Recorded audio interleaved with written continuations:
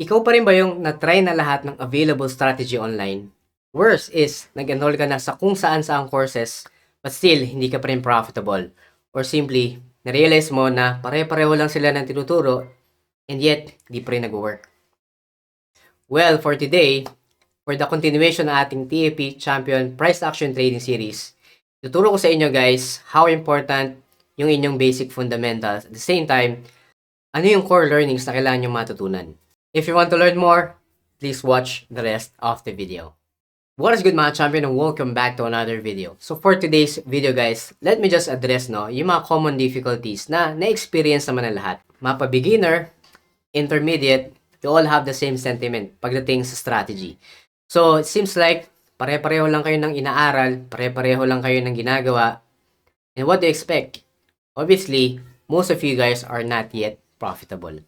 So dito papasok how important yung inyong core foundation pagdating sa learning. Hindi pwedeng shortcut kayo agad ng mga advanced strategy. Tandaan nyo guys, all the advanced system or strategies are all extracted from your basic fundamentals. You all must go back to the basics pagdating sa mga bagay na hindi nag-work. Possibly may mga missing pieces na hindi mo natutunan or tinalunan mo just for the sake na masabi mo yung sarili mo nang kitrade ka. For today, I'll show you one trade from EURUSD and I will apply how important yung inyong basic core learning pagdating sa strategy. So, definitely, alam naman ng lahat, this is just a continuation ating price action trading series. So, I will be utilizing how important market structure, time frames, entry execution in just one basic system, which is yung ating TFP warrior system.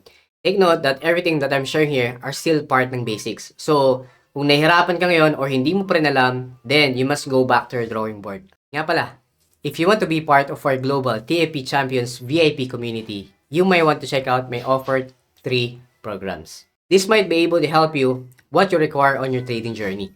So for the option 1, this is the TAP Champion 90-day one-on-one mentorship program. So this is usually done via Zoom, twice per week session, and importante dito is schedule is based on your convenience and availability. So for the option 2, this is the TAP Champion Masterclass Lessons. So I have managed to prepare 28 Masterclass lessons.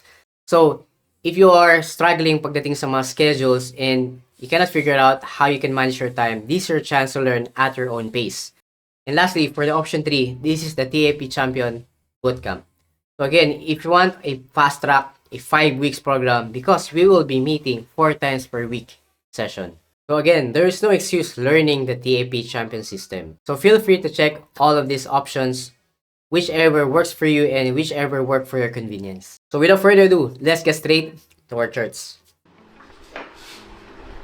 Alright mga champion, so again, as I said, we can simply trade and look for opportunity kung gaano kadali lang i-trade tong EURUSD. So again, for some people or for some traders, they always find it difficult to trade ito kasi nga, he's one of the top pair sa lahat ng currency pairs. Again, volatility-wise, liquidity-wise, napakarami nangyayari dito sa EURUSD considering two of these currencies ay highly affected of major fundamental factors affecting yung global market. Alright? So again, using just market structure and price action, paano nga ba natin at paano ko nakuha itong good trade na to? Just a short-term trade for this Euro USD. So, kung titignan yung chart as a whole, okay? The market structure was this during the time I was about to trade itong pair na to. And it is quite evident na market somewhat consolidate. Nevertheless, we always want to see the market as a group, diba? In terms of structure. If I were to check itong current nating market structure, di ba? Mas maganda, tignan muna natin historical data niya at structure para mas makapagbigay sa atin ng clues or ibang supporting information para mas maging convincing at beneficial yung ating decision making. Alright? So, if I were to check itong past structure, okay, dito na papasok yung ating confluences levels. Okay? So, ika nga, meron tayo ditong, di ba, low, and then high, and then higher low, higher high. So I'm considering yung wick ng market every time I plot itong market structure. higher low. Okay. So, meron pang wick dito. So, I can still consider that as structure kasi nasa daily time frame naman ako. Higher low. And then, currently, meron tayong higher high. Okay. So, after that, market went through a impulsive move down. Okay? So, hindi naman siya drastic, but nevertheless, there's a momentum ng mga bears or sellers during that time. So, paano magiging relevant tong market structure ko sa kaliwa given as a clue dito sa kanan, okay, or sa current market structure. So, alam natin, pwede natin i-group to as a bull run, okay? Right. So, following just the simple, move ng market, diba? So, yan. So, in terms of confluences levels, syempre, dyan na natin ipa-plot yung ating trend lines, support resistance levels para mas makita natin if meron ba tayong opportunity for a long-term perspective. But as I've said, nakuha ko tong trade nito on just a short-term trade kasi nga, yun lang yung pinaprovide sa akin information at convincing data. So, using our trend lines, syempre, para makita natin yung overall perspective as a whole, diba? So, gagawa tayo ng trend lines here. And, given that, kung titingnan pa natin from the left side, okay, we can still consider past structure para lang mas makapagbigay sa atin ng clues. Ano ba yung nangyari from the past, kaya nangyari yung structure ngayon. So, again, if I were to use this anchor point, diba? So, makikita natin na yung market have broke through itong channel nito. Ibig sabihin, itong trend resistance connecting these 2 points, meaning relevant na may momentum talaga yung buyers. Kaya nga nagkaroon tayo ng group ng ng uptrend or bull run. So, ano yung mga pwede natin gawin? As a long-term perspective, ibig sabihin, pwede kong magamit Pwede kong magamit itong mga higher high, higher low concept natin from the market structure as a key level. Okay? So, ngayon, kung makita natin, market is currently reacting dito sa higher high from the past. Okay? So, if I were to check din sa kaliwa, it may be significant. So, alam naman natin that support resistance may not be on the exact level or price range. Ika nga, it moves on a certain range, hindi a specific na line lang. Okay? So, you may want to consider using zone, which I think naturo ko naman. So, technically, we can consider that the market reacted from the past data, okay, ng structure using this higher high. Kaya nag-react tong higher high niyan as a structure. So, gawin ko lang tong red para makita natin that this was a previous resistance level and then nagkaroon tayo ng somewhat a push through dito considering malakas yung momentum ng buyers, but nevertheless nagkaroon din ng correction pababa as a bearish run following that bull run. So again, this is still significant on this range, but as I'm considering now itong ating higher high, itong higher high na yan. So itan lang natin para yan. So if I were to extend tong horizontal line natin, we know, or itong red line, we know that the current structure ngayon, yung market, is reacting from the past resistance. Okay? I can simply say na this was significant, but hindi ko pwedeng sabihin na ito ay bounce point agad. Okay? Take note na even though meron tayong confluences levels, okay, so we can fairly say na pwede itong maging HPT area natin as a buy setup, di ba? Kasi nga, it satisfied yung ating system rules pagdating sa confluences, such as I am now above trend line resistance, okay?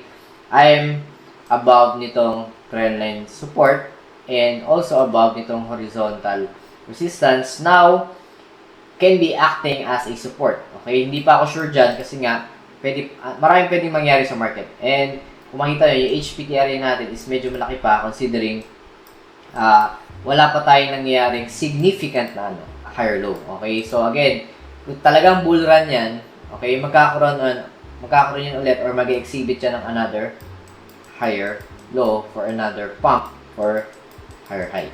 Okay? So, paano ko nakuha yung short-term trade? Okay? Dito magmamatter kung saan or nasan yung current market ngayon or current price. So, kita naman natin that the market reacted from the past nitong higher high. So, if I were to trade a bull run or a bullish perspective or buying opportunity, okay, considering meron ako ditong current bearish candle with a momentum of buyer kasi bakit? Medyo mahaba tong wick niya sa ilalim, meaning there was momentum ng buyers during that time. But is it enough na data para magsabi na, uy, pwede akong mag-buy? Not yet. Kailangan maging convincing yan on a higher time frame. So, nasa daily ako, so I can use this candle, itong highs and lows niyan, di ba? So, significantly yung itong high niya. Kasi bakit? We want to buy technically kasi nga we are now on a potential support level at the same time satisfy yung ating system rules pagdating sa bullish perspective or buy perspective.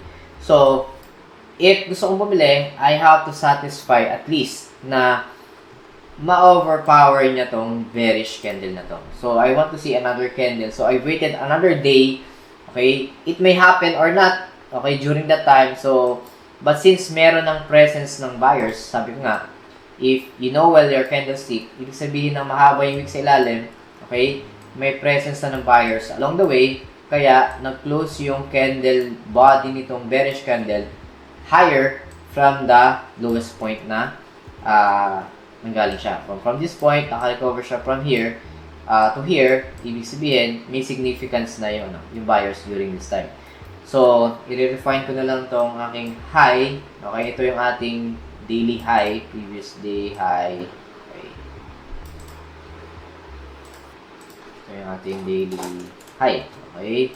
So, magtatanong kayo, bakit hindi itong previous candle na to? Kasi ito ay bullish. Okay. Tandaan mo, if I want to make sure na may buy opportunity, market will push through this bearish candle, this bearish momentum. Okay. So, I waited, how many days? Okay. Yun. Actually, 1 day for me to have a valid trade setup. Okay. Not exactly dito sa daily, but of course, I have to see more details sa lower time frame. Kaya nga tayo, you always practice yung multi-time frame analysis, top-down analysis thought process. So, kailangan makita mo muna yung overall structure. So, alam ko na nag-dominate yung buyers doon sa inihintay kong bearish candle. So, ibig sabihin, may momentum talaga yung buyer. So, is it the right time for me to buy na? Malalaman natin yan when I went down dito sa 4 hours. So, again, nabasa ko yung daily high, previous high nito. Itong bearish candle na yan. Okay? I broke to that kasi nag-close yung 1-day candle nito. So, I went down to 4 hours to see more details. Okay? So, now that we have more details, mas klaro na yung structure, di ba? So, mas pwede na tayo makaset up ng magandang quality trade. Ika nga. But, nevertheless, we still have to follow yung ating system rules pagdating sa buy opportunity. And ano nga yun? So, just a review ng warrior system, I must be above horizontal support, I must be above trendline support, and I must be above or breaking through yung ating trendline resistance. Okay? So, which means, ang tinutumbok lagi natin is itong confluences levels na yan at itong HPT area natin. So, we must be above this confluences areas. Okay? As a buy. So, nag-exhibit na ba tayo ng high probability trading zone dito sa area natin? So, 4 hours. Okay? Let's see. Okay? So, good thing, meron tayong horizontal support. Bakit? Yung dating previous daily high ng previous bearish candle will act now as a support kasi nabasag na yan. Okay, so ito yon yung kulay natin to.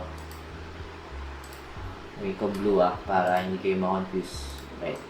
And then, is there any trend support na pwede kong gawin? So, I have two anchor points here. So, I can use this and this bottom bearish candle, bullish candle. So, yeah.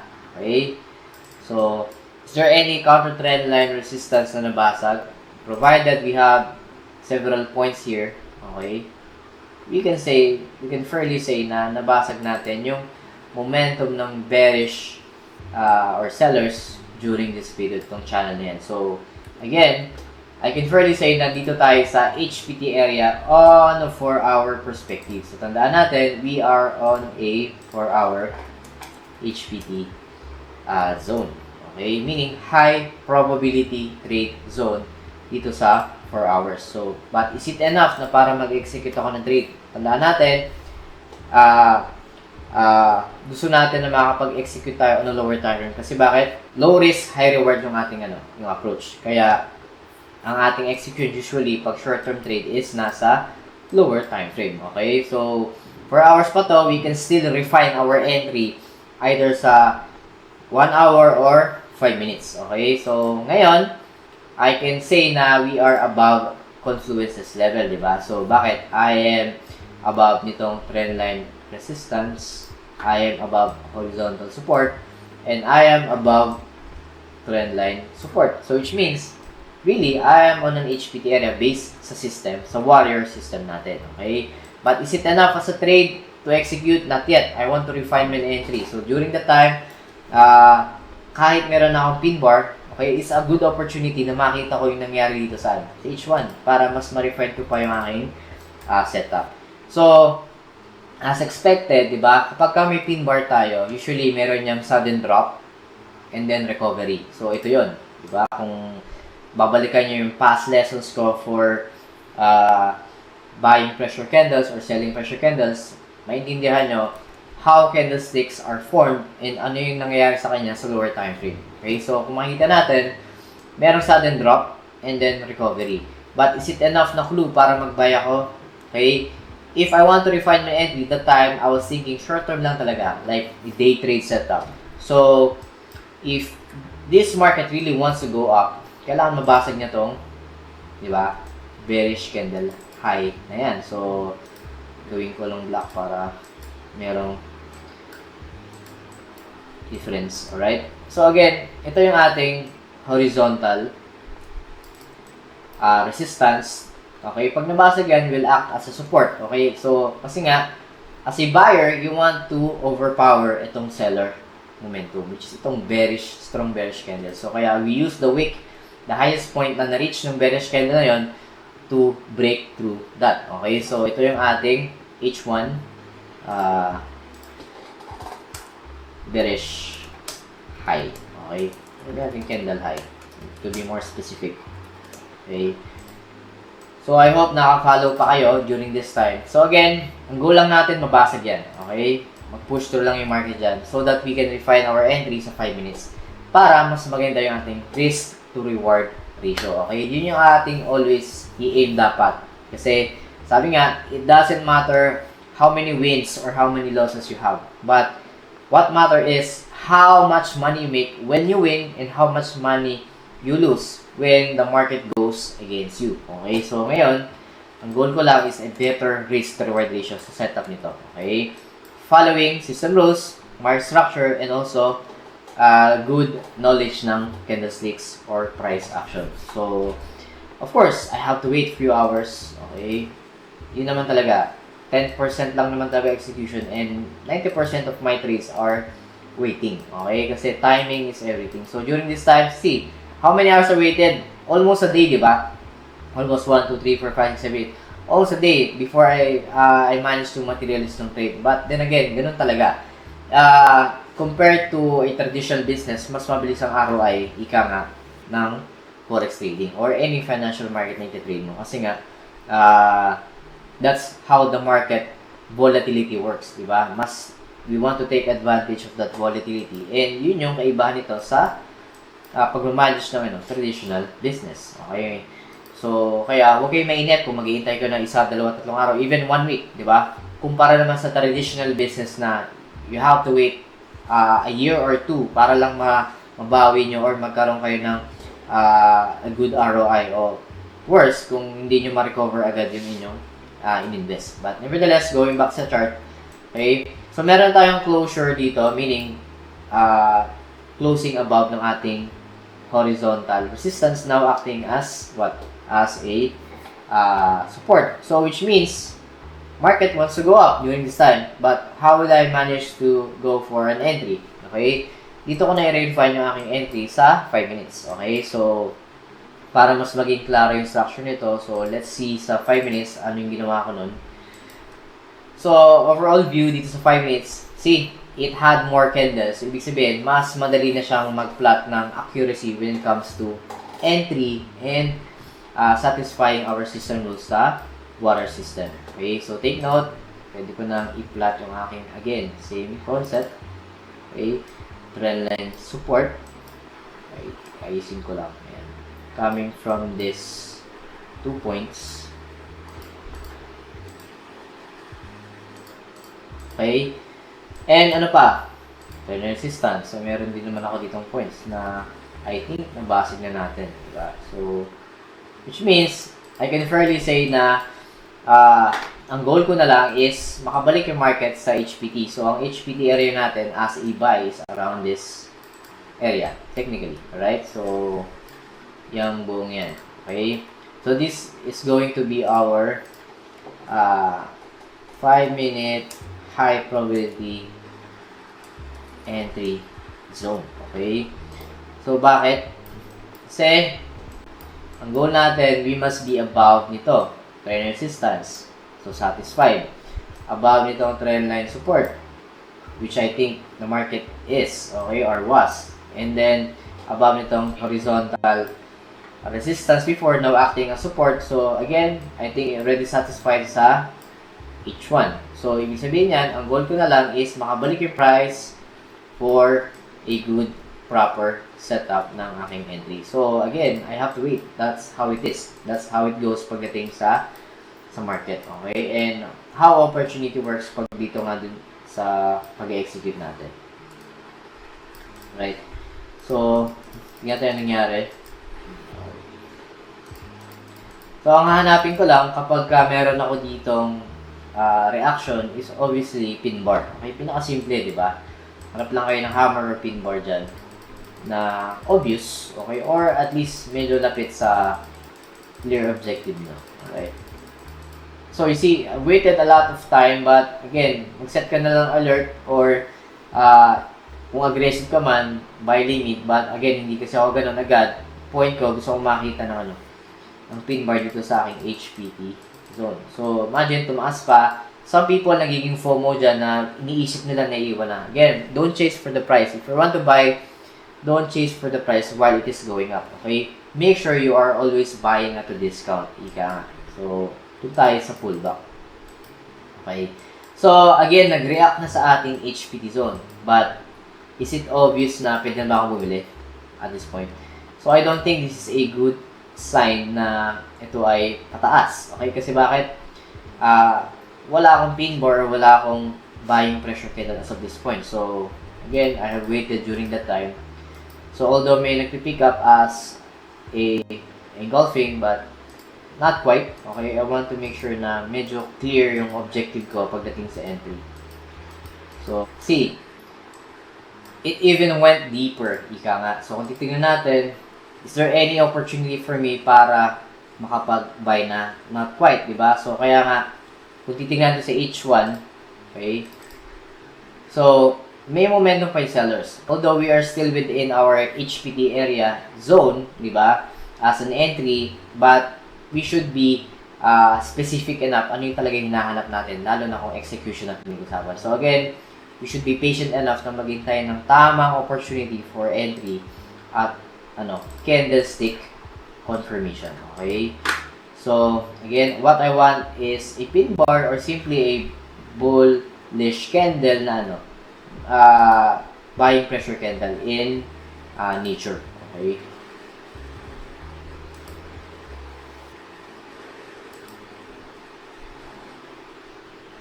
So, if I can remember, dito ako after this candle ako pumasok. Alright? So, makita nyo, this may not be a super clear pin bar, but again, bullish candle, mahaba yung sa ilalim, meaning, may momentum na yung buyer. So, ibig sabihin, nagka-catch up na siya after nitong drop na yan. So, I will use this. I have entered, if I'm not mistaken, after this candle, dito.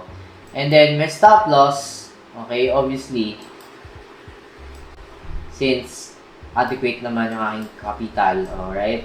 So, I have used this range ng stop loss. Not here, kasi bakit? Most of the time, if you're going to enter on a tight stop loss, higher chance na ma-stop out ka for some reason, okay? So again, I have extended my stop loss here, okay, just to be safe, ika nga in terms of risk, kasi pwede ko namang i-adjust yan along the way using trailing stop, okay, para mas gumanda pa yung risk to reward ratio. So ngayon, saan ako maglalagay ng take profit, okay? So take profit, balik ka lang ng higher time frame. If you're aiming for short-term trade, balik ka lang ng H1, okay?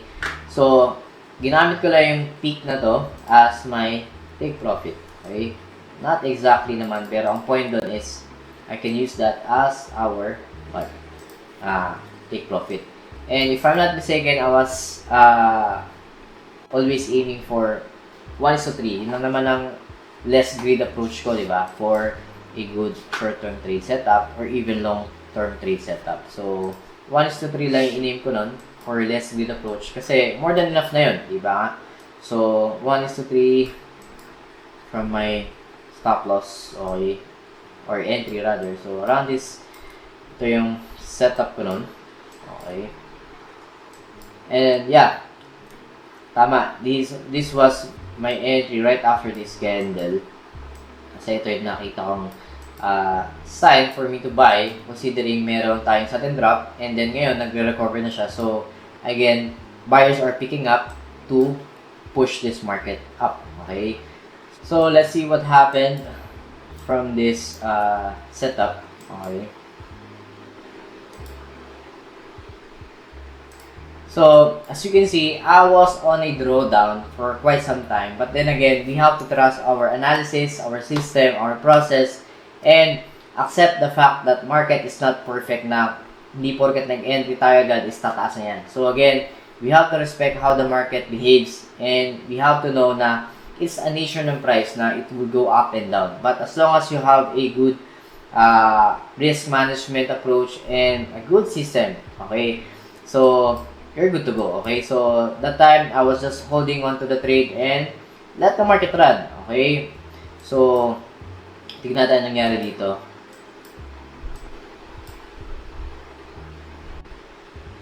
How it provided me a good take profit and a home run for this trade, okay? Using just price action and market structure.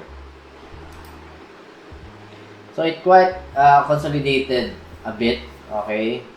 But, kasi nasa ano na yan inabot siya ng madaling araw. So, obviously, or umaga, Asian session. So, definitely medyo mabagal yung galaw ng price. But, sooner or later, it will pick up naman or catch up dun sa volatility na inintay during the London session and approaching New York. Okay, so adjust lang natin.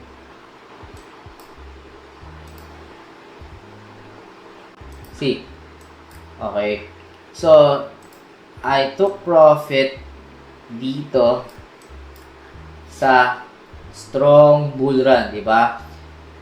More or less, it was on a New York session, okay?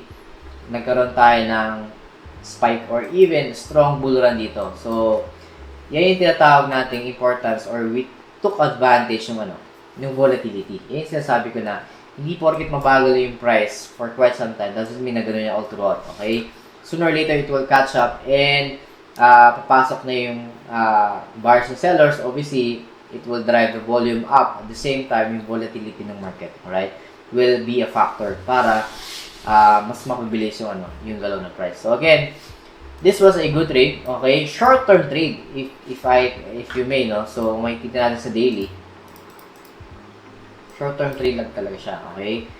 Kung makikita nyo, it was just almost 1 day, diba? Or 1.5 days, ika nga. Kasi nga, yung setup, overall na yun, meaning kasama yung setup timeline at the same time, yung execution, okay? But, what I'm trying to show here is, we didn't do anything crazy. Hindi ako nagdagdag ng kahit anong indicators telling me to buy or sell. Walang nagpa-pop up na signal na buy, walang nagpa-pop up na signal na or sell.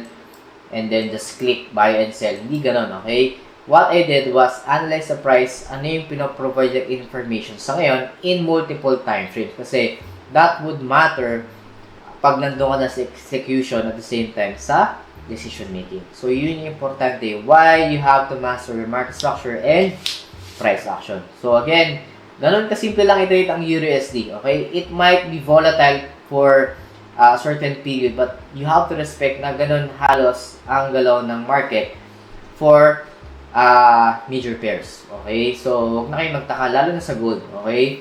So, as long as you know your rules and you don't break your rules, ika nga, more or less, you're always on a high probability chance of winning your trade and be consistent and profitable as well. Alright? Alright, so I hope nakatulong na naman sa inyo to guys. And tandaan nyo guys, if you want to be better at something, okay, try to master your basics. Basics are part how you can grow definitely pagdating sa inyong mga skill na binibuild. Lalo na pagdating sa trading. It takes time, but again, skills are built through repetitive actions. Consistency is the key. So again, thank you so much to all my TFP, VIP champion students all over the globe, subscribers, followers, and sa lahat po ng sumusuporta. So God bless. See you all on the next videos. Bye-bye. Alright guys, so I just want to inform and announce that our TFE VIP champion student private Discord community is already up. And yeah, here we have several channels wherein we share our technical trading ideas among each other. And of course, we also have our weekly trade ideas para sa ating mga weekly forecast para sa mga currency pairs and some announcement section. And of course, since tayo ay global, of course, we have other students as well na galing sa mga ibang bansa overseas. So, here we introduce ourselves and introduce kung saan tayo galing, sa bansa tayo ngayon, OFW man o hindi. But nevertheless, this is a healthy community para mag-share ng mga trading ideas para sa inyo guys. And hopefully, I will be putting up a server publicly para sa mga baguhan naman and those mga followers and subscribers natin. Alright? So, yeah, this is just a minor announcement and hopefully guys, you can join us and make this community grow lalo na sa ating mga estudyante nag-aaral. Alright guys, so mga baguhan pa lang. But nevertheless, everyone here wants to learn, wants to make profits from the market. But as much as possible, we're all equal in the eyes of the market. Alright guys, so that would be it. So yun lang and thank you very much. Right, bye-bye.